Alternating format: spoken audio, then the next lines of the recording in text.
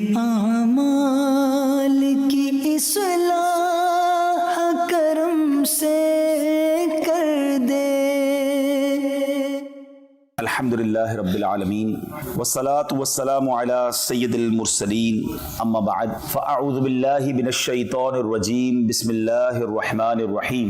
پڑھیے الصلاة والسلام علیک یا رسول اللہ وعلی آلک واصحابک یا حبیب اللہ۔ الصلاة والسلام علیک یا نبی اللہ وعلی آلک واصحابک یا نور اللہ۔ درود پاک پڑھنے کے بے شمار فضائل و برکات ہیں۔ مصطفیٰ جان رحمت، شمع بزم ہدایت صلی اللہ تعالی علیہ وسلم کا بڑا ہی خوبصورت فرمان عالی شان ہے۔ میرے آقا فرماتے ہیں من صلی علی عشرا صلی اللہ علیہ مئتا۔ میرے آقا فرماتے ہیں جس نے مجھ پر 10 بار درود پاک بھیجے، اللہ کریم اس پر 100 رحمتیں نازل فرماتا ہے۔ اور آگے فرمایا ومن صلی علی مئتا صلی اللہ علیہ الفا۔ جو مجھ پر 100 بار درود پاک بھیجے، اللہ کریم اس پر 1000 رحمتیں نازل فرمائے گا۔ ومن زاد صبابتا وشوقا کنت لہو شفیعا وشہیدا یوم القیامہ۔ اور جو شوق و محبت کے ساتھ اس میں اور زیادتی کرے تو قیامت کے دن میں اس کا شفیع اور گواہ ہوں گا۔ تو درود پاک نبی پاک علیہ السلام کی شفاعت لینے کے لیے رحمتیں اور برکتیں ہماری لائف میں ہمارے ساتھ رہیں۔ اگر آپ چاہتے ہیں تو چلتے پھرتے اٹھتے بیٹھتے درود پاک پڑھتے رہا کریں۔ یہاں میں ایک مشورہ دوں گا آپ کو۔ آج کل ہم جب گھر سے نکلتے ہیں ہمارے پاکٹ میں کچھ چیزیں بڑی ضروری ہیں۔ موٹر سائیکل ہے یا گاڑی ہے تو اس کی چابی ضروری ہے۔ شاید زندگی کی سب سے اہم نیڈ موبائل تو بالکل ضروری ہے۔ اس کے بعد پرس وغیرہ ہوتا ہے اور چیزیں ہوتی ہیں۔ آپ اپنے جیب میں ایک التزام کر لیں، ایک کمپلسری چیز کا اضافہ کر لیں، وہ تسبیح ہے۔ تسبیح کے بغیر آپ گھر سے نہ نکلیں۔ اور یقین کریں خاص طور پہ جو کاؤنٹر کی تسبیح ہوتی ہے، اگر وہ ہے پلاسٹک کی، اب تو بہت چھوٹی سی آ جاتی ہے، وہ اگر آپ اپنے ہاتھ میں رکھیں، جب بھی تسبیح آپ کے ہاتھ میں ہوگی نا، آپ اس کو نوٹ کریں، آپ پڑھنا شروع کر دیں گے۔ قبلہ شیخ طریقت امیر اہل سنت بڑی پیاری بات فرماتے ہیں کہ تسبیح جو ہے وہ زبان کی لگام ہے۔ آپ اپنے ہاتھ میں تسبیح لیں، آٹومیٹکلی فضول باتیں ختم ہو جائیں گی، اللہ رسول کا ذکر شروع ہو جائے گا۔ تو اگر یہ عادت بنا لینا، تو آپ تو ویسے ینگسٹر ہیں، آپ حساب کتاب کے میتھمیٹکس کے ماہر ہوتے ہیں، تو اگر آپ کو پورے دن میں بہت ساری ہزاروں لاکھوں نیکیاں مل سکیں اور جس کے لیے بہت بڑی ایفرٹ بھی نہ کرنی پڑے، تو پھر کیوں نہ ہم یہ نیکیاں کمایا کریں۔ میں ایک ایگزامپل دیتا ہوں۔ اگر میں آپ سب سے ایک بات کہوں کہ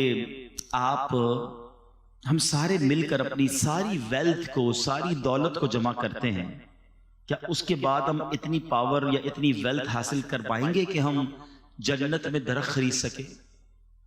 If anybody have a power to buy a tree in heaven، اگر ہم سب اپنی ویلتھ ملا لیں تب بھی ہم اس قابل نہیں ہو سکتے۔ ایسا ہی ہے نا، nobody have power to buy، مگر اللہ کے نبی علیہ السلام کے سچے وعدے ہیں کہ جو ایک بار سبحان اللہ کہے اس کے لیے جنت میں درخت لگا دیا جاتا ہے، ایک بار الحمدللہ کہے جنت میں درخت لگ جاتا ہے، ایک بار اللہ اکبر کہے جنت میں درخت لگ جاتا ہے۔ Within seconds we can buy tree in heaven without spending any penny۔ 1 روپیہ خرچ کیے بغیر ہم سیکنڈز کے اندر جنت میں درخت گویا خرید سکتے ہیں۔ اور وہ ہے اللہ کا ذکر، درود پاک، کلمہ طیبہ کا ورد۔ تو اپنی زندگی میں ان باتوں کو انوالو رکھیے، اور اس سے آپ دنیا میں بھی برکتیں پائیں گے، آخرت کی برکتیں بھی پائیں گے۔ ایک بار محبت کے ساتھ بآواز بلند درود پاک پڑھ لیجئے، صلو علی الحبیب صلی اللہ تعالی علی محمد صلی اللہ علیہ وسلم۔ نارملی جو ینگسٹر ہوتا ہے، انسان کی زندگی کا سب سے پیک ٹائم جو ہے نا، وہ اس کی جوانی ہوتی ہے۔ بچپن سے جوانی تک پہنچنے کا ایک عمل ہوتا ہے، اور ایک وقت آتا ہے کہ جوانی سے پھر بندہ بڑھاپے کی طرف جاتا ہے۔ یہ ایک گویا پورا سرکل ہے کہ ایک بچہ جو ہے وہ رینگنا سیکھتا ہے، پھر اٹھتا ہے، پھر چلتا ہے، پھر دوڑتا ہے، پھر جوان ہو جاتا ہے۔ اور وقت آتا ہے کہ آہستہ آہستہ پھر گویا وہ ویل چیئر پہ آتا ہے، چلنا بھی مشکل ہو جاتا ہے اور پھر انسان دنیا سے چلا جاتا ہے. یہ تو نارمل لائف کی بات ہے، ورنہ تو جوانی میں بھی جس کا وقت پورا ہو جائے وہ لوگ چلے جاتے ہیں. تو اب جب بندہ جوان ہوتا ہے نا تو یہ انسان کی زندگی کا پیک ٹائم ہے، اسی میں اس نے کچھ کرنا ہے اپنی دنیا کے لیے بھی اور اپنی آخرت کے لیے بھی. یعنی زندگی کے بڑے فیصلے، زندگی کے بڑے ٹارگٹس، بڑے گول اگر سیٹ کیے جاتے ہیں تو وہ یہی لائف ٹائم کا مین ٹائم ہوتا ہے. مگر انفارچونیٹلی ہمارے یہاں یہ ماحول بنتا جا رہا ہے کہ جوانی کو اللہ کی ناراضی میں گزارا جاتا ہے.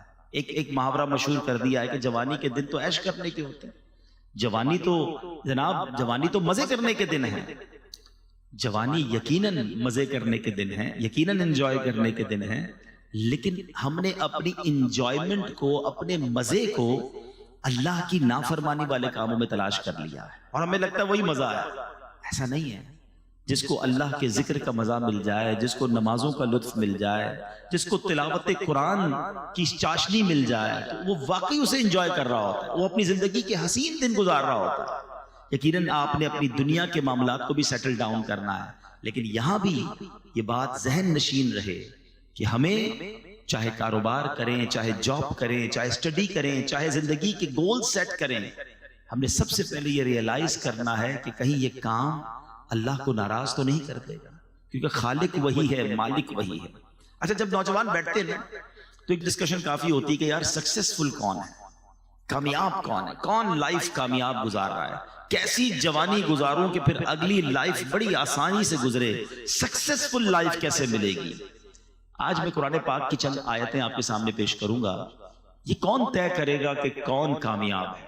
آپ کریں گے، میں کروں گا، یا وہ طے کرے گا جس نے اس کائنات کو بنایا ہے، جس نے مجھے بنایا ہے، جس نے آپ کو بنایا ہے. وہ رب بتائے گا نا کہ کامیاب کون ہے. تو آئیے آج قرآن ہی سے پوچھتے ہیں کہ اے رب کے پیارے کلام، تو ہمیں بتا کہ ہم کامیاب ہونا چاہتے ہیں، ہم سکسیسفل رہنا چاہتے ہیں in the life here and hereafter, زندگی میں بھی اور مرنے کے بعد کی جو زندگی ہے ہم اس میں بھی کامیاب رہنا چاہتے ہیں. کیونکہ کچھ لوگ سمجھتے ہیں پیسے والا کامیاب ہے، کوئی کہتا ہے نہیں جناب طاقت والا کامیاب ہے، کوئی کہتا ہے جو خوبصورت ہے وہ کامیاب ہے، کوئی کہتا ہے جو مشہور ہے وہ کامیاب ہے. ہم انہی ڈسکشنز میں کھو جاتے ہیں. تو سمپل فارمولا یہ ہے کہ قرآن سے ہی پوچھ لیتے ہیں کہ اے خالق و مالک کے کلام، تو ہمیں بتا کہ کون کامیاب ہے. پارہ 18 ہے. میں چاہوں گا آپ سب سے کہ میں تو آج مختصر اس کی قرآن کی چند آیتوں کی تلاوت کروں گا، ترجمہ بتاؤں گا، تفسیر بتاؤں گا، مگر آپ خود بھی گھر جا کے پڑھیے گا، اس کو نوٹ کر لیں. 18 پارے کی صرف شروع کی میں 10-11 آیتیں پڑھوں گا، اور ان 10-11 آیتوں میں اللہ کریم نے ہمیں سب بتا دیا کہ کامیاب کون ہے، کامیاب کون ہے اور کیوں ہے، ان کی اوصاف کیا ہیں، ان کی کیٹیگریز کیا ہیں. اور اس کے بعد رب کریم نے اس کا ریوارڈ بھی بتا دیا. ایک بندہ کہتا ہے نا یار اتنا محنت کروں گا تو ملے گا کیا بھائی، کورس کروا رہے ہو مجھے، آپ اتنا ٹائم میرا اسپینڈ کروا رہے ہو، اینڈ آف دی ڈے مجھے اس کا بینیفٹ کیا ہوگا. اللہ کریم نے کامیاب لوگوں کے اوصاف بھی بیان کیے اور ان کو ملنا کیا ہے وہ بھی بتا دیا ہے. اب اس کی آپ کی مرضی ہے کہ ریوارڈ سامنے رکھ کے ہم کیوں کرتے ہیں مہنگے کورسز، کیوں اتنی پڑھائی کرتے ہیں. نظر آ رہا ہوتا ہے ڈاکٹر بن گیا تو اتنی سیلری ہوگی، انجینئر بن گیا تو اتنی ہوگی، چارٹرڈ اکاؤنٹنٹ بن گیا تو اتنی ہوگی، اور کورسز کر لوں گا، مزید ایک ڈپلوما لے لوں گا تو یہاں یہ میرا فائدہ ہوگا. انسان بینیفٹ پر نظر رکھ کر اسٹرگل کرتا ہے. آج میں آپ کو دنیا کے کسی بندے کی طرف سے یہ نہیں بتا رہا کہ یہ کرو گے تو یہ ملے گا. میں خالق و مالک کے قرآن سے آپ کو بتانے جا رہا ہوں کہ یہ کرو گے تو سنو ملے گا کیا. اب آپ کی مرضی ہے کہ وہ جو ریوارڈ ہے وہ سننے کے بعد اگر اس لائن آف ایکشن کو اپنا لیں تو پھر انشاءاللہ خیر ہی خیر. It's not very difficult. I'm not telling you which one of the biggest or difficult formulas today. Just I recite only 10 آیات in front of you. 10 آیتیں ہیں، سمپل ہے، کوئی مشکل نہیں ہے. اگر واقعی غور کر لیں تو چند باتیں اللہ نے فرمائی ہیں، اس کو پورا کر لیں تو کامیاب ہو جانے ہیں. اور اللہ کے نزدیک جو کامیاب ہوا اصل کامیابی وہی ہے. ایک بات یاد رکھنا، مجھے میرے کولیگز کہیں، مجھے میرے فرینڈز کہیں، میرے رشتہ دار کہیں کہ بڑا کامیاب آدمی ہے، اور اللہ کی بارگاہ میں اگر کامیاب نہیں ہوں، وہ مجھ سے ناراض ہے، تو اس کامیابی کا کوئی فائدہ نہیں ہے. اور جس کو رب فرما دے نا یہ کامیاب ہے، اللہ کے حبیب فرما دے یہ کامیاب ہے. ہمیشہ یاد رکھنا، جس سے رب راضی اس سے سب راضی. ہاں ہم سب کو راضی کرنے کے لیے بعض اوقات رب کو ناراض کر بیٹھتے ہیں. We have to decide کہ ہمیں اللہ اور اس کے رسول کو راضی کرنا ہے. تو آئیے قرآن کی چند آیتیں ہیں. پارہ 18 ہے سورہ مومنون. قرآن فرماتا ہے بسم اللہ الرحمن الرحیم قد افلح المؤمنون. پہلی آیت اللہ فرماتا ہے بے شک ایمان والے کامیاب ہو گئے. کامیاب کون ہے؟ ایمان والا. اے اللہ تیرا شکر ہم ایمان والے ہیں. کتنی بڑی نعمت ہے ایمان. ہم ایمان والے ہیں. یہ فرسٹ کنڈیشن کو ہم نے اچیو کر لی ہے وداؤٹ اینی ڈیفیکلٹی اور وداؤٹ اینی اس کو آپ کا اسٹرگل. اللہ نے مہربانی کیسی کی کہ ہم کسی کافر کے گھر میں پیدا نہیں ہوئے. آنکھ کھولی تو ماں باپ مسلمان تھے. یہ اللہ کی مہربانی ہے. ہم میں سے کسی نے دعا تھوڑی کی تھی پیدا ہونے سے پہلے یا اللہ جب بھی پیدا کیجیے مسلمان گھرانے میں پیدا کرنا. بغیر مانگے اللہ نے مجھے اور آپ کو مسلمان بنا دیا. کان نے پہلی آواز سنی تو اللہ اکبر سنی. تو قرآن کہتا ہے کامیاب کون ہے؟ بے شک ایمان والے کامیاب ہو گئے. اب آگے ایمان والے کیسے یہ آگے قرآن بتائے گا. ٹھیک ہے. اچھا ایمان کی بات پہلے کر لیتے ہیں. ہمیشہ یاد رکھیں the most precious thing which we have, ہمارے پاس جو کچھ چیزیں ہیں ان میں سب سے قیمتی چیز اگر کچھ ہے تو وہ ایمان ہے. ایمان نہیں تو کچھ بھی نہیں. یہ ہمیشہ یاد رکھیے گا. آپ جب تک ایمان کی ویلیو کو فیل نہیں کریں گے آپ اس کی سیکیورٹی کی فیل نہیں کریں گے. میں مثال دیتا ہوں. آپ میں سے ہم میں سے کسی کے پاس پرانی موٹر سائیکل ہو جہاں چاہے کھڑی کر دیتا ہے. جب نہیں لیتا ہے تو ذرا دھیان رکھتا ہے لاک بھی لگاتا ہے. گاڑی لے لے تو اور خیال شروع ہو جاتا ہے. زیادہ قیمتی گاڑی ہو تو رات کو اٹھ کے سنا ہے لوگ اپنی گاڑی دیکھ رہے تھے باہر کھڑی ہے یہ کھڑی ہے بہت مہنگی ہے نا. نارمل موبائل ہے تو کسی بھی جیب میں رکھ دیا. مہنگا موبائل لیا تو بیان کے دوران بھی ہاتھ لگا کے چیک کرتے ہیں ہاں ابھی بھی ہے خیر ہے گیا نہیں ہے. کیوں؟ جتنا قیمتی چیز ہے اتنی اس کی فکر ہے. یہ انسان کی فطرت ہے. It's okay. پیسے تھوڑے ہوتے جیب میں رکھتے ہیں زیادہ ہوتے بینک میں رکھتے ہیں لاکر میں رکھتے ہیں. لیکن اگر واقعی ہم نے یہ مانا ہے کہ ہماری سب سے قیمتی چیز ہمارا ایمان ہے تو I have one question for all of you. پھر میرا آپ سے سوال ہے کہ کب ایمان کی حفاظت کی فکر کی ہے؟ کب سوچا یار سیکیور ہے کہ نہیں کچھ چھین تو نہیں لے گا؟ کبھی جس طرح چیزوں کو چیک کرتے ہیں یار موبائل ہے پیسے ہیں گاڑی ہے بینک بیلنس منگا رہے ہوتے ہیں لوگ یا چیک کر لو سب ٹھیک ہے. لیکن کبھی کوئی ایسا ہم نے اپنی بیلنس شیٹ نکالی ایمان کی کہ یار ایمان بھی ٹھیک جا رہا ہے کہ نہیں کوئی گڑبڑ تو نہیں ہو گئی کچھ چھین تو نہیں رہا چلا تو نہیں جائے گا. اب ہو سکتا ہے آپ میں سے کسی کے ذہن میں خیال آئے کہ کیا ایمان بھی چھین سکتا ہے. یہ تو نئی بات بتا رہے ہیں آپ. جی جناب. اللہ کے حبیب علیہ الصلوۃ والسلام کی میں آپ کو پہلے ایک دعا سناتا ہوں. پہلے پیارے آقا کون ہیں جن کے صدقے مجھے اور آپ کو ایمان ملا ہے نا. تیرے صدقے میں آقا سارے جہاں کو دین ملا. ارے ان کے صدقے دین پھیلا ہے. ہم ایمان والے ان کی وجہ سے ہیں. مگر وہ دعا کرتے تھے یا مقلب القلوب ثبت قلبی علی دینک. اے دلوں کو پھیرنے والے میرے دل کو اپنے دین پر ثابت قدمی عطا فرما. اب ذرا سوچئے کہ اللہ کے حبیب یہ دعا کر رہے ہیں کہ یا اللہ دل پھر نہ جائے. یہ میری اور آپ کی تعلیم کے لیے کہ میری امت تو یہ دعا کرے نا. ہم نے کب دعا کی یا اللہ ایمان سلامت رکھیو ایمان کی حفاظت رہے. خدا را اس کی حفاظت کی فکر کرے. یہ شیطان جو ہے نا اتنا مردود ہے کہ اس کا الٹیمیٹ گول یہی ہے کہ وہ ہمارا ایمان سنیچ کر لے ایمان چھین لے کیونکہ اس نے جہنم میں جانا ہے اور وہ چاہتا ہے کہ وہ ہمیں بھی ساتھ لے جائے اور اس کے لیے اس نے بڑے پلان کیے ہوئے. پہلے یاد رکھیے علماء فرماتے ہیں احادیث کا بھی مضمون ہے کہ جب بندہ گناہ کرتا ہے نا اس کے دل پر ایک سیاہ نقطہ پڑ جاتا ہے. دوسرا کرتا ہے پھر تیسرا کرتا ہے پھر اور جب کنٹینیو کرتا رہتا ہے تو ایک وقت آتا ہے اس کا دل سیاہ ہو جاتا ہے.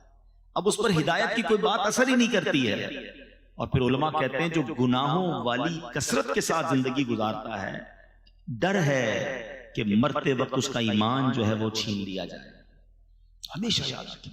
اچھا یہ صرف نبی پاک کا انداز نہیں تھا. بڑے بڑے صحابہ کرام اولیاء کرام مگر ہم میں سے کس نے دعا کی کہ اللہ ایمان سلامت رکھیو قبر میں ایمان لے کر جاؤں.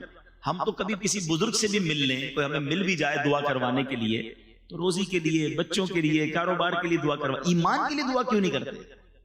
تو یاد رکھیے سب سے قیمتی چیز وہ ایمان ہے.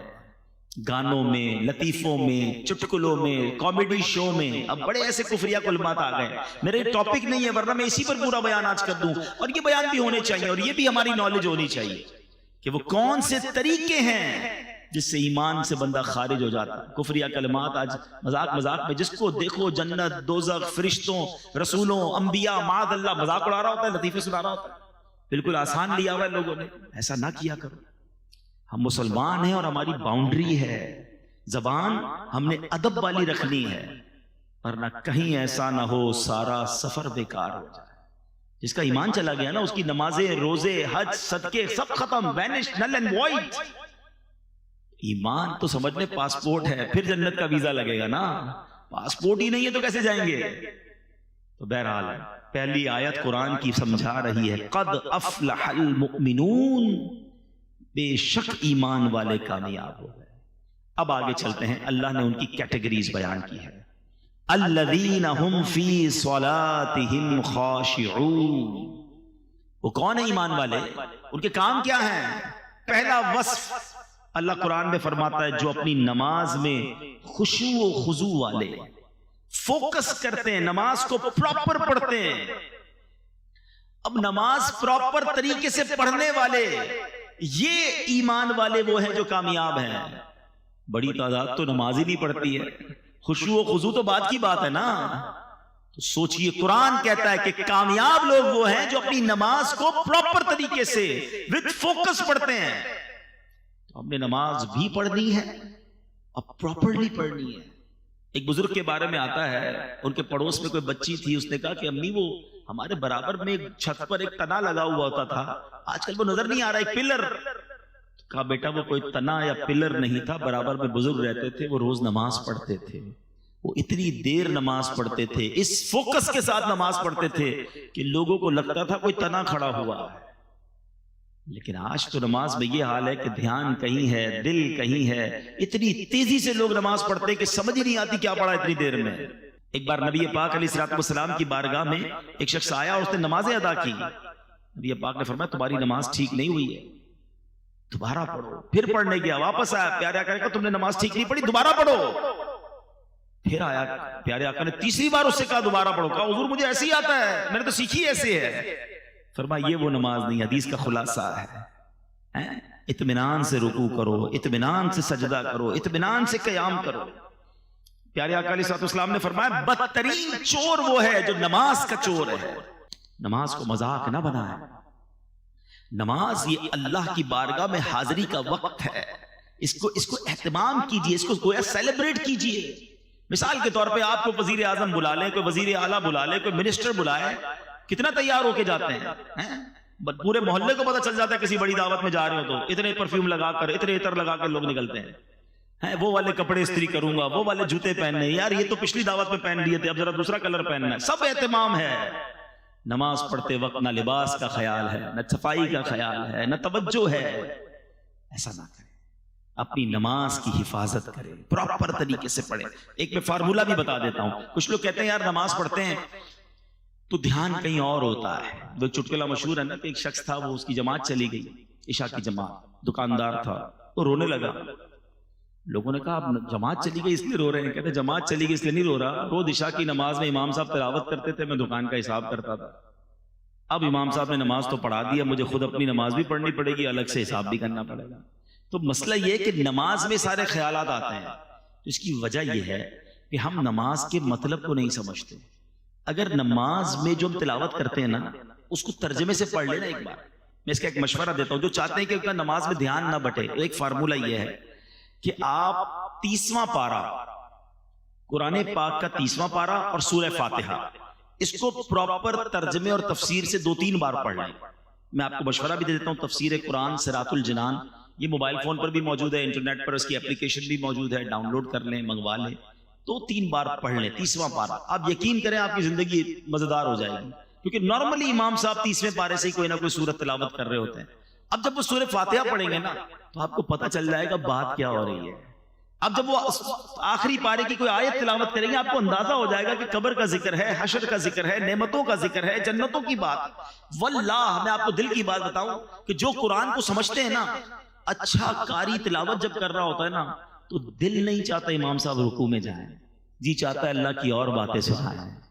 کلام اللہ کو کیا سمجھتے ہو؟ یہ اللہ کا کلام ہے. تو کلام اللہ کو ایک بار ترجمہ تفسیر سے پڑھ لیں، کم از کم ایٹ لیسٹ 30 پارہ پڑھ لیں تو آپ فوکس ہونا نماز میں شروع ہو جائیں گے۔ آگے چلتے ہیں، تھرڈ آیت آگے فرمایا وَالَّذِينَ هُمْ عَنِ اللَّغْوِ مُعْرِضُونَ، اور وہ جو فضول بات سے منہ پھیرنے والے ہیں۔ اب یہ سیکنڈ لسٹ بہت لمبی نہیں ہے، آپ کو آج فوکس کر کے بیان سنیں، یار وہ چیک لسٹ بنا لیتا ہوں کہ وہ کون سی چیزیں ہیں جو کمپلیٹ کرنے پر ریوارڈ کا اعلان ہے وہ مجھے مل جائے، اور اللہ کریم نے جن لوگوں کو کامیاب کہا میں ان کامیاب لوگوں میں شامل ہو جاؤں۔ ٹھیک ہے، سیکنڈ لسٹ کیا فرمایا؟ وہ لوگ جو فضول بات سے منہ پھیرنے والے ہیں۔ احادیث میں کیا خوبصورت حدیث ہے کہ پیارے آقا فرماتے ہیں آدمی کے اسلام کی اچھائی میں سے یہ ہے کہ وہ لا یعنی چیز چھوڑ دے، یعنی جو چیز کارآمد نہ ہو اس میں نہ پڑے، زبان، دل اور دیگر اعضاء کو بیکار باتوں کی طرف متوجہ ہی نہ۔ کیوں مجھے اس گلی میں جانا ہے؟ اس گلی کا پتہ کیوں پوچھنا ہے؟ جانا ہی نہیں ہے، ساری رات بیٹھے ہیں، فضول باتیں ہو رہی ہیں۔ اچھا، ان فضول باتوں میں غیبتیں بھی ہو رہی ہیں، بدگمانیاں ہو رہی ہیں۔ ذرا سوچیں، میرے پاس زندگی کو میں نے اتنا سستا کیوں سمجھا ہوا ہے کہ جناب میرے گھنٹوں صرف گپ شپ میں نکل جائیں گے؟ دنیا بھر کے کاروبار کی معلومات رکھنی ہے، آج سونے کا دام کیا رہا، تو ڈالر کا ریٹ کیا رہا، تو تیل کا کیا دام رہا۔ ارے بھائی تمہارے کنویں ہیں جو تم روز تیل کا ریٹ چیک کرتے ہو یار؟ قرآن پڑھا نہیں ہے، حدیث پڑھی نہیں ہے، نماز پراپر آتی نہیں ہے، وضو کرنا آتا نہیں ہے، امریکہ میں کون صدر بنے گا اس پہ بحث ہو رہی ہے۔ خود سوچیں آپ کہ اپنی لائف کو کیوں فضول ضائع کر رہے ہیں؟ چلے دنیا بھی کوئی علم حاصل کر لیں، کوئی زبان سیکھ لیں، کوئی سافٹ ویئر سیکھ لیں، اپنی دنیا اور آخرت میں سے کوئی کام آنے والا کام کریں نا۔ موبائل پہ بیٹھے تو بیٹھے ہی ہیں، 1 گھنٹہ 2 گھنٹہ براؤزنگ چل رہی ہے، 2 گھنٹے بعد پوچھو بھائی کچھ سیکھا کچھ نہیں، بس دیکھتا رہا ایسے ہی۔ 2 گھنٹے تم نے نکال دیے۔ بزرگان دین ایک سانس کی ویلیو سمجھتے تھے۔ مرنے کے بعد احادیث میں مضمون ملتا ہے نیک بھی پچھتائے گا، گناہگار بھی پچھتائے گا۔ عرض کی گئی حضور گناہگار پچھتائے گا یہ تو سمجھ آتا ہے، نیک کیوں پچھتائے گا؟ فرمایا نیک اس لیے پچھتائے گا کہ اسے یاد آئے گا کہ وہ گھڑیاں، وہ لمحے جو میں نے فضول باتوں میں گزارے تھے، اگر وہ بھی اللہ کا ذکر کر لیتا، وہاں بھی اللہ کی عبادت کر لیتا تو جنت کی اور نعمتیں مل جاتی۔ تھوڑی دیر پہلے میں نے بتایا نا کہ ایک سبحان اللہ کہنے سے جنت میں درخت لگ جاتا ہے۔ آپ 1 گھنٹہ آپ نے فضول گزارا، کتنی نیکیاں کر سکتے تھے۔ دیکھیں جس کا مائنڈ سیٹ بن جائے نا کہ زندگی کو پراپر گزارنا ہے، اور یوتھ سے تو میں بالخصوص یہ گزارش کروں گا کہ خدا را اس وقت کی ویلیو بنائیے، اپنی نالج کے لیے، اپنے علم کے لیے، اپنی سکلز کے لیے، اور ساتھ ساتھ اپنی آخرت کے لیے۔ اس وقت کو ضائع نہ کیجئے، یہ یوں نکل جائے گا وقت۔ اب تو دنیا میں ایک فینومینا، ایک فارمولا بڑا مشہور ہے، یونیورسٹی آن ویل۔ لوگ ٹریول کے دوران پڑھ رہے ہیں۔ آپ یورپ جائیں، آپ اگر دنیا کے ملکوں کا سفر کیا ہو، ٹرین کے اندر، بس کے اندر، آپ کو کوئی موبائل پہ کھیلتا نظر نہیں آئے گا۔ نارملی کوئی نہ کوئی کتاب پڑھ رہے ہوں گے، وہ کان لگا کر کوئی سپیچ سن رہے ہوں گے، تاکہ اس آدھے گھنٹے اور گھنٹے کی کلاس کو لے کر آگے جا کے کوئی ڈپلوما حاصل کر لیں، کوئی جناب اس وقت کا بھی استعمال کر لیں۔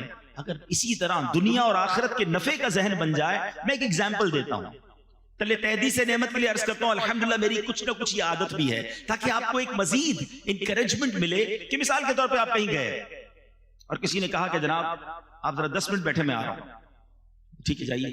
اب ہم اس 10 منٹ میں کیا کرتے ہیں؟ موبائل نکالا اور موبائل پہ بس کچھ نہ کچھ دیکھنا شروع کر۔ 10 یا 15 منٹ بعد بھی آئے گا، میں کوئی ٹینشن نہیں ہے۔ لیکن اگر ذہن بنا ہوا ہونا کہ یار میرے موبائل میں اگر قرآن پاک ہوگا تو 7 سے 8 منٹ میں سورہ یاسین کی تلاوت ہو جاتی ہے۔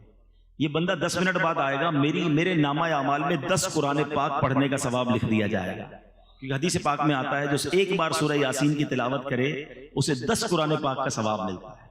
کیوں 10 منٹ ضائع کروں بھائی؟ تو اپنی زندگی کے لمحات کو یوز کیجئے۔ اللہ کرے ذہن بن جائے کہ 2 رکعت نفل پڑھ لوں تو مجھے اور اللہ کے قریب ہو جاؤں گا، کچھ مزید درود پاک پڑھ لوں، کچھ کلمہ طیبہ کا ورد کر لوں، تو یہ قرآن پاک کی آیت یاد رکھیں کہ وہ لوگ جو فضول باتوں کی طرف توجہ نہیں کرتے، فضول کاموں سے التفات نہیں کرتے، اور آپ دنیا کے کامیاب ترین لوگوں کی اگر لسٹیں اٹھا لیں، چاہے وہ سائنس میں کامیاب ہوئے ہوں، کاروبار میں کامیاب ہوئے ہوں، ارے اسپورٹس میں کامیاب ہوئے ہوں، یا علم دین اور فتوے کی دنیا میں کامیاب ہوئے ہوں، اگر وہ کامیاب ہوئے نا تو آپ ہسٹری اٹھا کے دیکھیں انہوں نے وقت کو ضائع نہیں کیا ہوگا۔ انہوں نے اپنے ہم سوتے رہے، وہ کام کرتے رہے، وہ اس وقت بھی پریکٹس کرتے رہے اور کسی نہ کسی فیلڈ میں کامیاب ہو گئے، ورلڈ ریکارڈ ہولڈر بن جاتے ہیں لوگ، دنیا میں ایجاد کرتے ہیں کسی چیز کو۔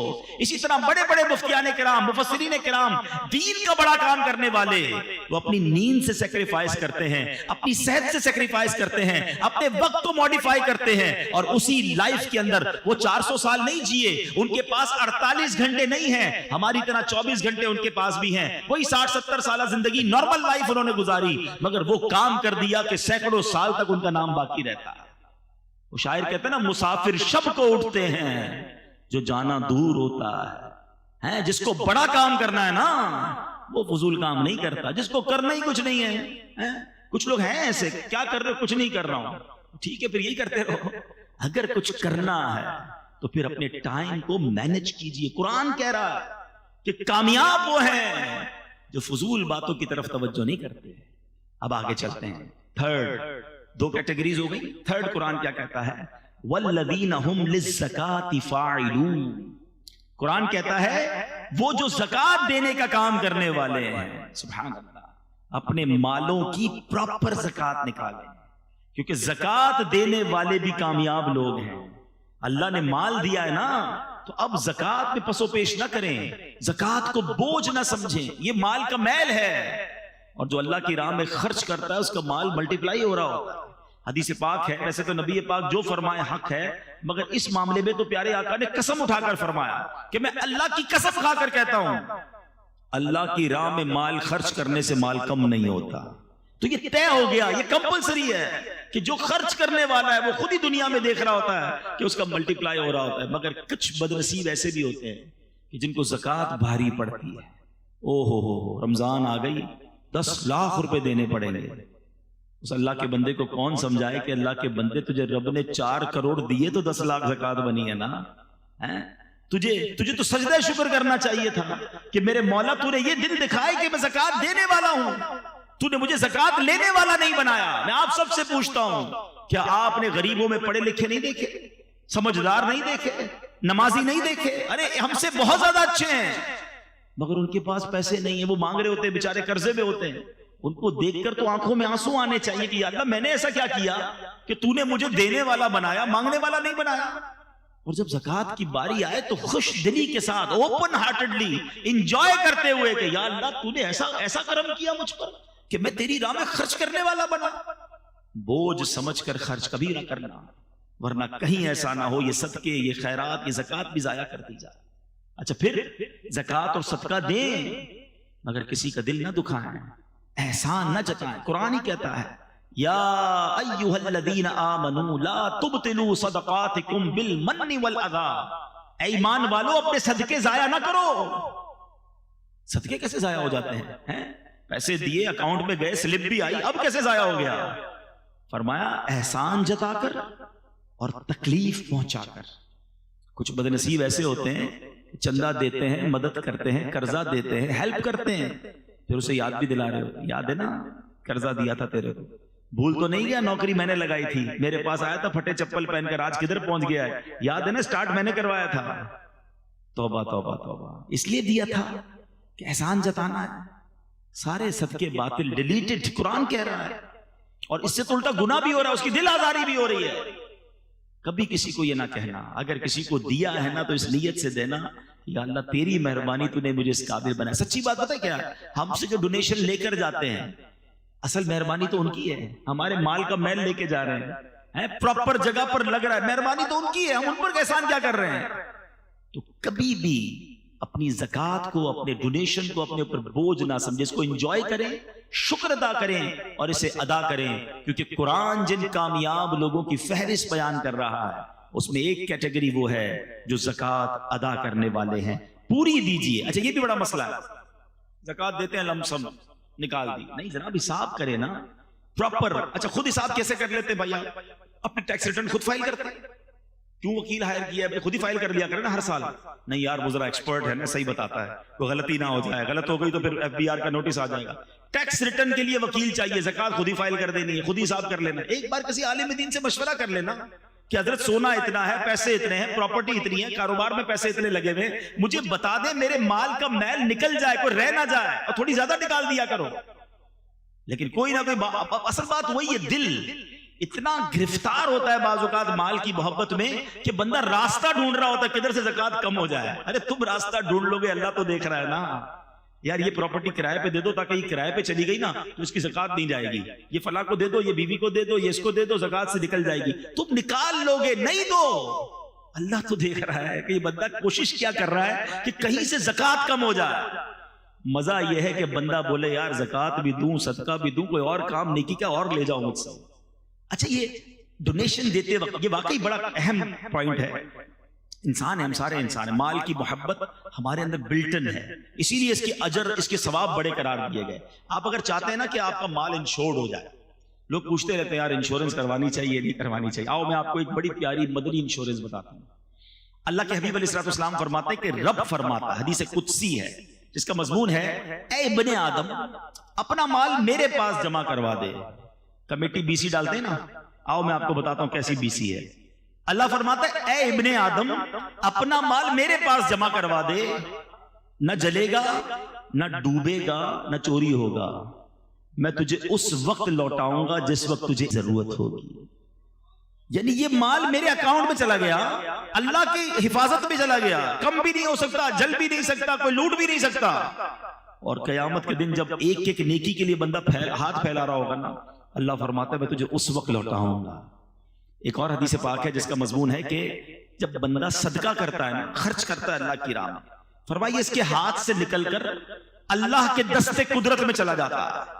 اللہ تمہارے صدقوں کو اس طرح پالتا ہے جس طرح تم اپنے جانور کے بچے کو پالتے ہو۔ فرمایا بندہ کھجور صدقہ کرے گا، قیامت کے دن پہاڑ جتنا اجر دیکھے گا، عرض کرے گا مولا میں نے تو کھجور دی تھی۔ فرمایا حدیث کا خلاصہ یہ ہے کہ اللہ اپنے کرم سے اس کھجور کو پہاڑ جتنا بنا دے گا۔ یہ کیسی انویسٹمنٹ ہے، یہ کیسا ریٹرن ہے۔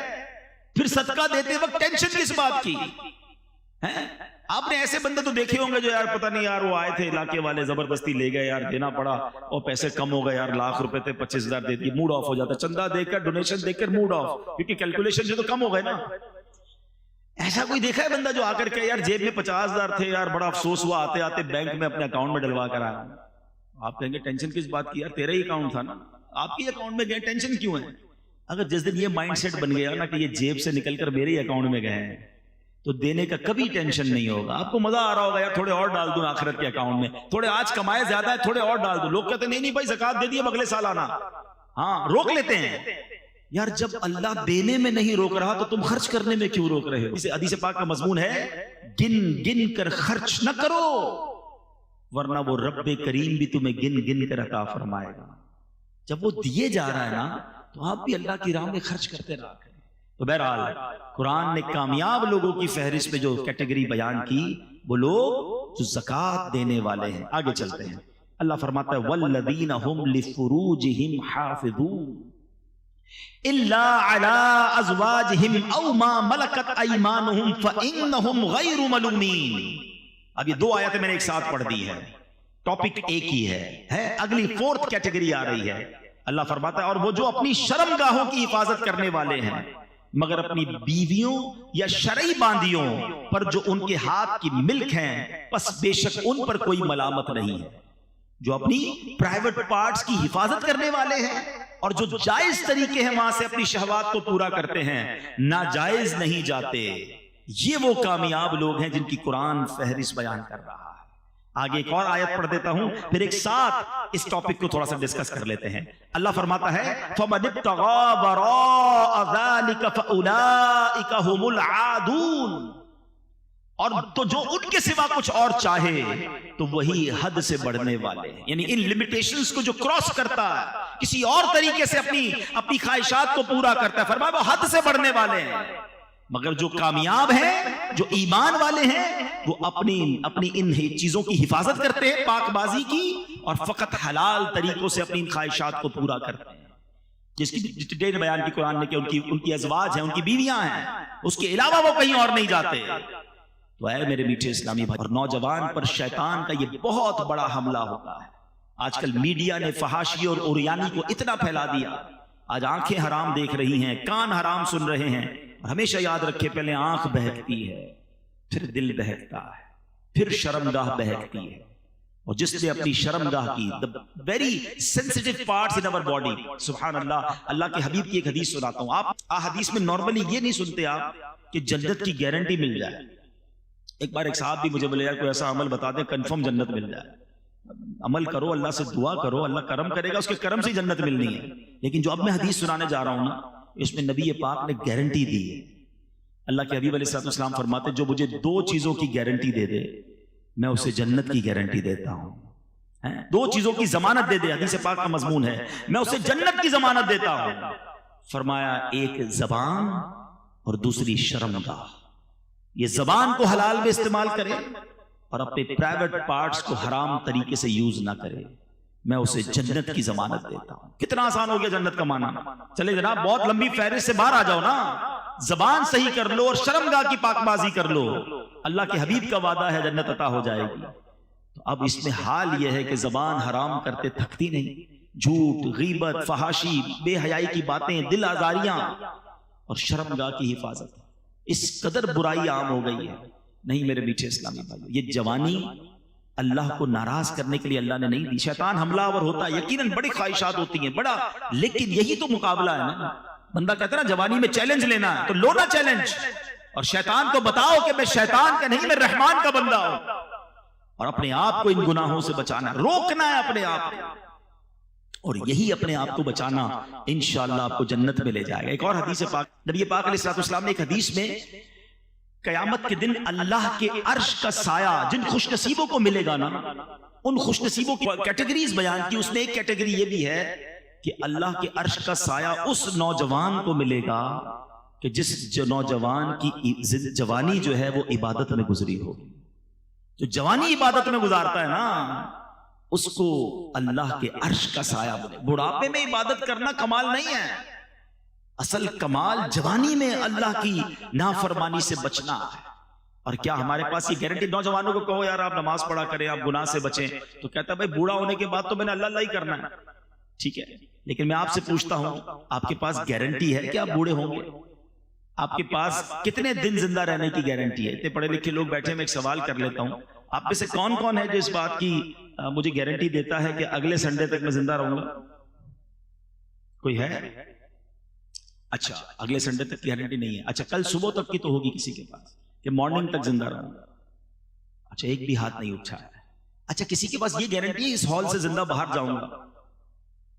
یہ بھی نہیں ہے. آپ کو یہ معلوم ہے کہ آگاہ اپنی موت سے کوئی بشر نہیں, سامان 100 برس کا ہے, پل کی خبر نہیں. جب پل کی خبر نہیں ہے تو مجھے بتاؤ نا پھر کل کی پلاننگ کیوں کر رہے ہو؟ 50 سال کے بعد بس اللہ اللہ ہی کرنا ہے, بس تھوڑا انجوائے کر لو لائف کو, شادی وادی ہو جائے, اس کے بعد بس میں نے بالکل نمازیں بن جانا ہے, گناہ چھوڑ دینے ہیں. آپ کے پاس جب صبح کی گارنٹی نہیں ہے تو یہ پلان کیوں لیٹ کر رہے ہو؟ امیر معاویہ رضی اللہ عنہ, میں آپ کو ان کا قول سناتا ہوں. ایک بار آخری وقت تھا, آپ کا بڑھاپے کی زندگی تھی اور بالکل لاسٹ اسٹیج تھا, وصال کا وقت قریب آیا, تو آپ نے کہا مجھے اٹھا کر بٹھاؤ. تو لوگوں نے یوں سمجھیے کہ سہارا دے کر بٹھایا, تو آپ بیٹھ کر کہتے ہیں کہ اللہ کے ذکر کرنے لگے اور تسبیح کرنے لگے, پھر رونے لگے اور اپنے آپ سے پوچھتے ہیں کہ اے معاویہ اب بڑھاپے اور کمزوری کے وقت میں اللہ کا ذکر یاد آیا ہے؟ اس وقت کیا تھا جب جوانی کی شاخ تر و تازہ تھی, حالانکہ وہ جوانی میں بھی عبادت کرنے والے تھے, مگر پھر بھی اپنے آپ سے کہتے تھے بڑھاپے میں رب یاد آیا. جوانی یہ عبادت اللہ کو بڑی پسند ہے. میں چند آپ کو بہت خوبصورت باتیں بتا دیتا ہوں جو نوجوان ہیں. ایک بزرگ کے بارے میں آتا ہے, بڑا خوبصورت فرمان ہے ان کا. ابن رجب حنبلی فرماتے ہیں کہ جس نے اللہ کو اس وقت یاد رکھا جب وہ جوان اور توانا تھا, اللہ عز و جل اس کا اس وقت خیال رکھے گا جب وہ بوڑھا اور کمزور ہو جائے گا. ہاں اپنا کہتے ہیں یار زندگی ایسی گزارو بڑھاپا اچھا ہو جائے. میں آپ کو فارمولہ دے رہا ہوں, جوانی ایسی گزارو کہ اللہ ناراض نہ ہو, اللہ تمہیں بڑھاپے میں بھی تمہیں سنبھالے گا, تم پر کرم فرمائے گا. ایک بزرگ کے بارے میں آتا ہوں کہ 100 سال عمر تھی, دانت سلامت, آنکھیں سلامت, کان سلامت, نظر سلامت. لوگوں نے کہا حضور 100 ایئرز آپ کی ایج ہے, آپ اتنے صحت مند کیسے ہیں؟ فرمایا جب میں جوان تھا نا میں نے اعضاء سے گناہ نہیں کیے, میں نے اپنی آنکھوں سے, ہاتھوں سے, اپنے پیروں سے, اپنے جسم سے گناہ نہیں کیا, اللہ کو ناراض نہیں کیا. جب بڑھاپا آیا اللہ نے میرے سارے اعضاء سلامت رکھے. Now it's up to you. آپ کیسے یوز کرنا چاہتے ہیں ان آرگنز کو؟ یہ اللہ نہیں دیے نا، یہ تو طے ہے نا کہ یہ ہاتھ، پیر، زبان، شرمگاہ، آنکھیں، کان، everything whatever I have, سب اللہ نے دیا. جس نے دیا ہے وہ حساب بھی تو لے گا نا. آپ کی مرضی ہے کیسے استعمال کر رہے ہیں. پلیز اب میں آپ کو بڑی کمال کی حدیث سنانے جا رہا ہوں. میں جب بھی اس حدیث کو پڑھتا ہوں آئے ہائے ہائے، میں اپنے لیے بھی دعا کرتا ہوں اللہ کرے مجھے بھی ایسا بنا دے، اللہ کرے یہ سعادت ہمیں مل جائے. 2-3 حدیثیں ہیں. پیارے آقا علیہ الصلوۃ والسلام کا فرمان ہے کہ اللہ تبارک و تعالی اپنی مخلوق میں اس خوبرو نوجوان، وہ خوبصورت جوان کو اللہ تعالیٰ کتنا پسند فرماتا ہے، ذرا سنیے گا. ماشاءاللہ بہت خوبصورت چہرے والے لوگ بیٹھے ہیں. اللہ کریم اپنی مخلوق میں اس خوبرو نوجوان کو سب سے زیادہ پسند فرماتا ہے جس نے اپنی جوانی اور حسن و جمال کو اللہ عز و جل کی عبادت میں صرف کر دیا. اللہ عز و جل فرشتوں کے سامنے اس نوجوان پر فخر فرماتے ہوئے کہتا ہے یہ میرا حقیقی بندہ.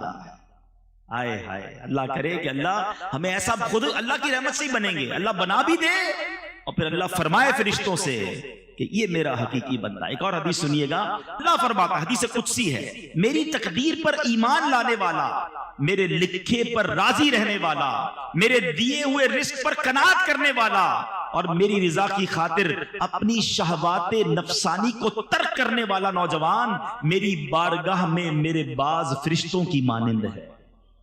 یہ ہے جوانی کا استعمال کہ اپنے آپ کو روکنا. آج بندہ کبھی رکتا بھی ہے نا تو اکیلے میں نہیں رک رہا ہوتا. دروازہ بند ہوا، اب جو دیکھنا ہے دیکھ لو، جو کرنا ہے کر لو. لوگ کہتے ہیں کسی اور کنٹری میں چلتے ہیں، کسی اور علاقے میں چلتے ہیں، ادھر کوئی جاننے والا نہیں ہوگا. جدھر بھی جاؤ گے اللہ تو دیکھ رہا ہے نا. کاش گناہ کرتے وقت دل میں یہ نقش ہو جائے کہ جو میں کر رہا ہوں وہ رب دیکھ رہا ہے. ایک اور بڑا درد ہے مجھے، نوجوان بیٹھے ہیں، کہ آج ایک اور کہانی یہ بن گئی ہے کہ ہماری ہر سیلیبریشن، ہماری ہر خوشی جو ہے اس میں ہم اللہ کو ناراض کر رہے ہیں. یہ ہے کتنی عجیب بات. دنیا میں آپ کو کوئی گفٹ دے، آپ کیا کہتے ہیں؟ تھینک یو، بڑی مہربانی، جزاک اللہ. اچھا گفٹ دے، بندہ کہتا ہے اس کو تو کبھی بھی ناراض نہیں کروں گا، بڑا خیال رکھتا ہے. اللہ نے کروڑوں گفٹ دیے مجھے اور آپ کو، آنکھیں دی، ناک دی، کان دیے، زبان دی، گونگا نہیں بنایا، بہرا نہیں بنایا، ہاتھ والا بنایا، پیر والا بنایا، مال دیا، گھر دیا، عزت دی. اچھا پھر خوشی دی. جو اللہ خوشی دینے والا ہے، مثال کے طور پہ کسی کے یہاں بچہ پیدا ہوا، بچے پیدا ہونے کی خوشی میں پارٹی کریں گے. اس پارٹی میں کیا کریں گے؟ اللہ کو ناراض کرنے والا. بچے کی تھوڑا بڑا ہوا، برتھ ڈے کرنی ہے، برتھ ڈے کریں بھائی، کون منع کرتا ہے؟ برتھ ڈے کریں گے، اس میں اللہ کو ناراض کرنے والا. خوشی رب دیے جا رہا ہے، ہم اللہ کو ناراض کر رہے ہیں. وہ بچہ بڑا ہو گیا، اب اس کی شادی کرنی ہے، اس شادی کی خوشی میں بھی اللہ کو ناراض کرنا. اور کتنا ناراض کرنا ہے؟ اتنا ناراض. کون سا کام ہے جو شادیوں میں آج نہیں ہو رہا؟ حالانکہ پوچھو ان سے کہ جن کے بچوں کی شادیاں نہیں ہوتی ہیں، ماں باپ رو رو کے دعائیں کرتے ہیں اللہ بچوں کی شادی ہو جائے، رشتہ آ جائے. رشتہ آیا اور اللہ کو ناراض کرنا شروع کر دیا. یہ کتنی بڑی بے وقوفی ہے. اللہ نے گھر دیا، گھر کی اوپننگ پارٹی، اس میں اللہ کو ناراض. اللہ نے ایک نیا سال دیا، نیو ایئر پارٹی، پھر اللہ کو ناراض. بندہ بیمار ہو کر صحت یاب ہوتا ہے، کہتے ہیں صحت کی خوشی میں پارٹی، پھر اللہ کو ناراض. ارے اللہ کے بندوں تمہیں رب دیے جا رہا ہے اور تم اسے ناراض کیے جا رہے ہو. پھر کہتے ہیں ہماری نعمتیں چلی جاتی ہیں.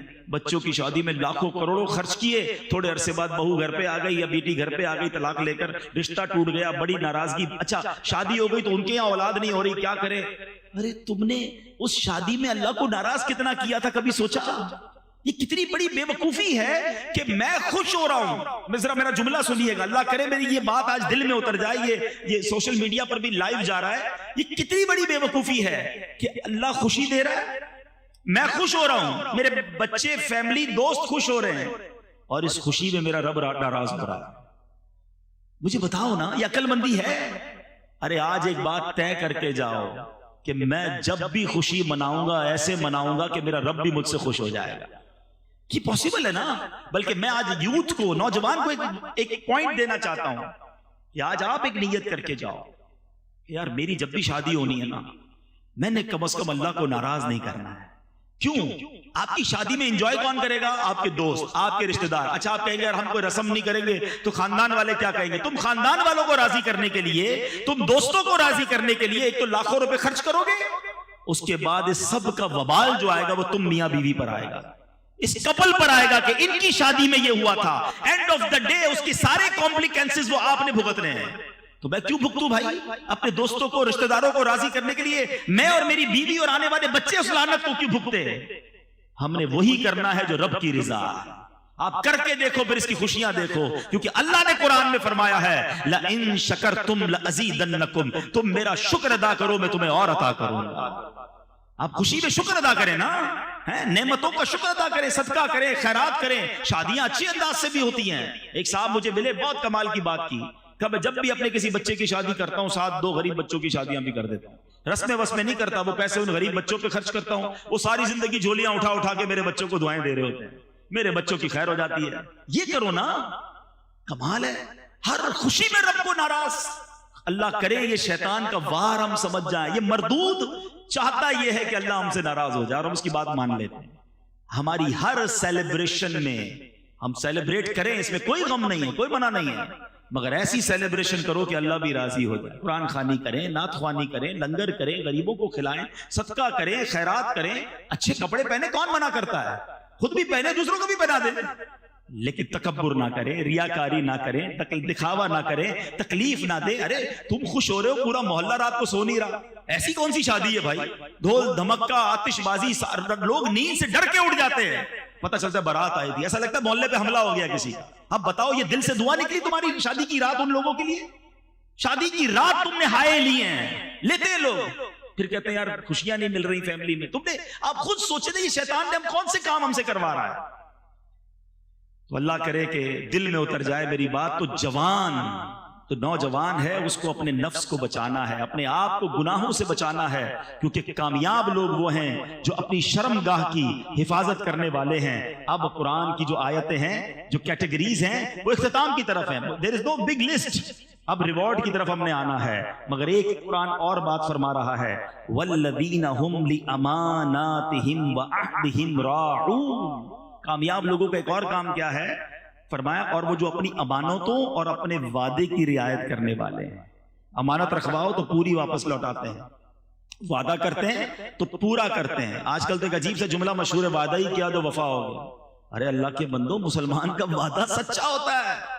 قرآن کہہ رہا ہے کہ کامیاب لوگ وعدے کی پاسداری کرنے والے ہیں اور امانت لوٹانے والے ہیں. امانت لے کر بھاگنے والے نہیں ہیں. لیکن اب جو یہ کرنے والے ہیں, پھر آگے قرآن آخری بات, پھر انعام کی طرف آ جائیں گے.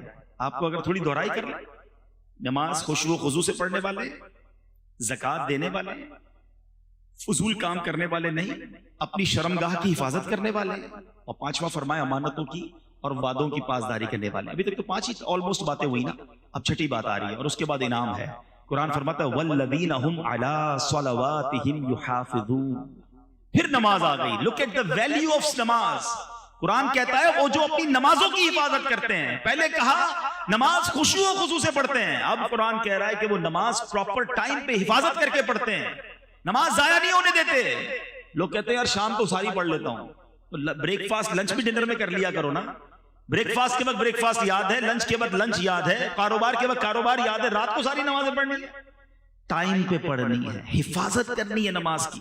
اور میں آپ کو صحیح بتاؤں, جس نے اپنی زندگی میں نماز کو پراپر انوالو کر لیا نا, اب اس کی نماز قضا نہیں ہوتی, اس کو الٹا بے چینی شروع ہو جاتی ہے. جس طرح آپ نے کبھی دوپہر کا کھانا نہ کھایا ہو تو رات کو کیا ہوتا ہے, شام کو ایک انر الارم بج رہا ہوتا ہے, یار آج دوپہر کا کھانا نہیں کھایا ہے, یار ابھی تک نہیں کھایا, ابھی تک ڈنر نہیں کیا. کیوں؟ کیونکہ آپ نے اس کو زندگی میں انوالو کیا ہے. جاب نہیں چھوٹتی, اسکول نہیں چھوٹتی, دوست نہیں چھوٹتے, نماز کیسے چھوٹ گئی؟ اچھا پھر کچھ لوگ ملتے ہیں کہتے ہیں یار مسئلہ یہ ہے کہ فجر کی نماز میں آنکھ نہیں کھلتی, باقی 4 پڑھ لیتا ہوں. میں ان سے ایک سوال کرنا چاہتا ہوں کہ آپ کی کبھی صبح 8 بجے کی فلائٹ ہو وہ چھوٹی ہے؟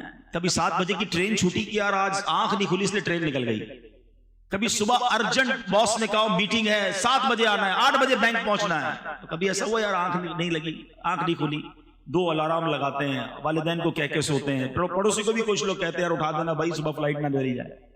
نہ فلائٹ مس ہوئی, نہ ٹرین مس ہوئی, نہ میٹنگ مس ہوئی, نماز کیسے ہو گئی؟ اس کا مطلب یہ کہ نماز کی وہ ویلیو ہی نہیں ہے ابھی تک دل میں. جس دن نماز کی ویلیو ہو گئی نا, ایٹ اینی کاسٹ نماز پڑھو گے آپ. اور نماز کا حکم پتہ ہے کیسا ہے کہ آپ کھڑے ہو کے نہیں پڑھ سکتے تو بیٹھ کے پڑھیں, بیٹھ کے نہیں پڑھ سکتے تو لیٹ کے پڑھیں, لیٹ کے نہیں پڑھ سکتے، اشارے سے پڑھیں، پانی نہیں ہے تو تیمم کر کے پڑھیں، پڑھنی ہے۔ اور نماز ہے کیا؟ الصلاۃ عماد الدین، نماز دین کا ستون ہے۔ اس عمارت کے ستون نکال دے، عمارت کھڑی رہے گی؟ ستون ہے نماز، مگر نماز ہی نہیں ہماری لائف میں۔ اچھا کوئی افسوس بھی نہیں ہے جس کی فجر قضا ہو جائے اس کا دن کیسے اچھا گزرتا ہے؟ صبح صبح 5 لاکھ روپے کا لاس ہو جائے، سارا دن موڈ کیسا ہوگا آپ کا؟ میسج آ جائے یار وہ مال خراب ہو گیا، ارے نہ کھانا اچھا لگے گا، نہ مسکراہٹ آئے گی چہرے پہ، لوگوں کو پتہ چل جاتا ہے کچھ گڑبڑ ہو گئی ہے، لگتا ہے آج کو لاس کیا ہے۔ نماز قضا ہو گئی، ہنستے ہنستے اٹھتے ہیں، ظہر چلی گئی، عصر چلی گئی، مغرب چلی گئی، دھڑا دھڑ نمازیں جا رہی ہیں۔ مسلمان بے نمازی کیسے ہو سکتا ہے؟ نماز دین کا ستون ہے، نماز جنت کی کنجی ہے، نماز میرے آقا علیہ الصلوۃ والسلام کی آنکھوں کی ٹھنڈک ہے۔ اور نمازی کو سب سے بڑا انعام یہ ملے گا کہ اللہ کا بروز قیامت اسے دیدار کروایا جائے گا۔ اور جب بے نمازی ہوتا ہے، آپ اور میں جہاں رہتے ہیں ہمارا گھر پہ نام لکھا ہوتا ہے، گھر کے باہر نیم پلیٹ، ایک حدیث سنو اللہ کرے عبرت ملے۔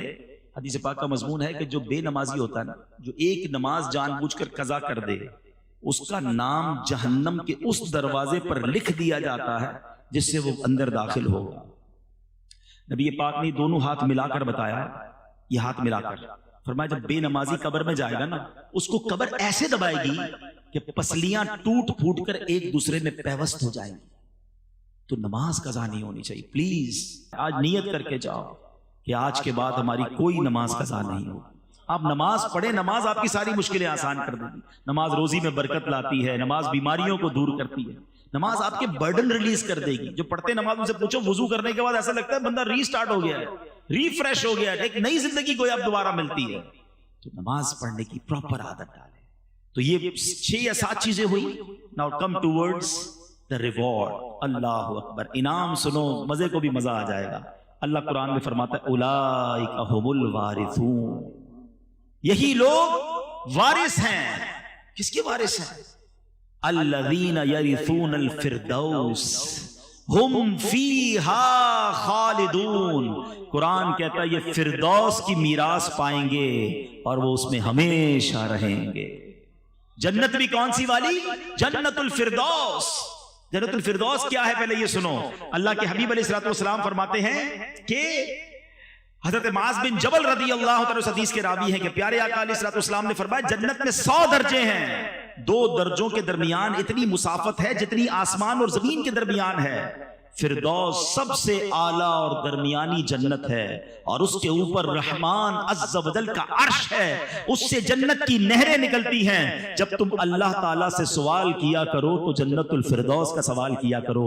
لہٰذا ہر مسلمان کو چاہیے کہ جب اللہ سے جنت مانگے جنت الفردوس ہی کی دعا کرے۔ اگر اللہ تعالیٰ نے اپنے فضل و کرم سے وہ دعا قبول کر لی تو آقا فرماتے ہیں آخرت میں ملنے والی وہ سب سے عظیم نعمت ہے۔ ہم تو دعا مانگیں گے نا، قرآن تو کہہ رہا ہے یہ وارث ہیں، گارنٹیڈ۔ اولئک ھم الوارثون، یہی لوگ وارث ہیں۔ کس چیز کے؟ الذین یرثون الفردوس، فردوس کے وارث ہیں۔ اور کتنے ٹائم کے لیے جائیں گے؟ امریکہ جاتے ہو، یورپ جاتے ہو، ترکی جاتے ہو، پلیجر ٹرپ پہ جاتے ہو، 5 دن 7 دن 30 ڈیز، اس کے بعد تو واپسی ہے نا۔ زندگی میں بھی آئے، مزے کیے تو بھی 10 15 20 50 سال۔ جنت میں جو گیا ہم فیہا خالدون، there is no expiry date، always، ہمیشہ ہمیشہ کے لیے جنت میں چلے جائیں گے۔ تو کتنی لمبی لسٹ تو نہیں ہے کہ سورہ مومنون کی آج میں نے تقریباً 11 صرف آیت تلاوت کی ہیں، اور یہی میرا بیان تھا کہ کامیاب لوگ کون ہیں۔ قرآن کے ذریعے بیان کرنے کی کوشش کی کہ یہ لوگ کامیاب ہیں اور ان کے یہ کام ہیں۔ 6-7 کام بتائے ہیں قرآن نے، کیا ہم یہ نہیں کر سکتے؟ تو آج نیت کر کے جائیں کہ انشاءاللہ اس راستے پر چلنا شروع کر دیں گے تاکہ رب مجھے فرمائے میں کامیاب ہوں، اللہ فرمائے کہ یہ جنت کا وارث ہے اور یہ جنت الفردوس میں داخل ہوگا، پھر تو ہمارے وارے نیارے ہو جائیں گے۔ اللہ کریم ہمیں قرآن پڑھنے، اس پر عمل کرنے کی توفیق عطا فرمائے، اور ان گناہوں والی زندگی سے رب کریم ہمیں محفوظ فرمائے۔ میرے اعمال کی اصلاح کرم سے